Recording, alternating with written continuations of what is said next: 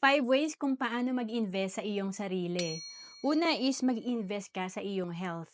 Importante na nag exercise tayo and of course yung kinakain natin araw-araw, napaka-importante niyan. May effect ito sa ating health. And then pangalawa, magkaroon ka ng iyong goal.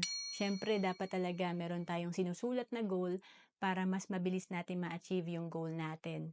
And then pangatlo, magkaroon ka ng mentor para mapabilis yung progress natin, kailangan talaga magpa-mentor tayo. Willing tayong matuto at maging coachable.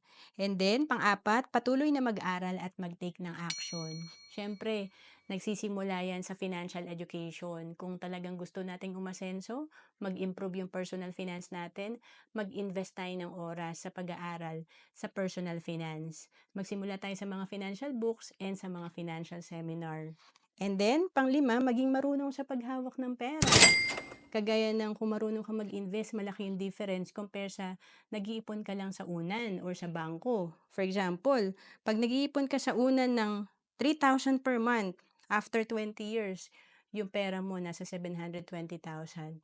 Pero 'pag natuto ka mag-invest, kagaya ng nasa 12% per year ang income ng iyong pera, nasa 3,000,000 ang projected fund mo. 720,000 sa unan versus 3,000,000 kapag ikaw ay marunong mag-invest. Ang laki ng difference. Kaya importante talaga, simulan natin 'to sa financial education at mag-execute tayo. To know more about savings and investment, message mo lang ako sa FB, Ro Ancelis Capistrano.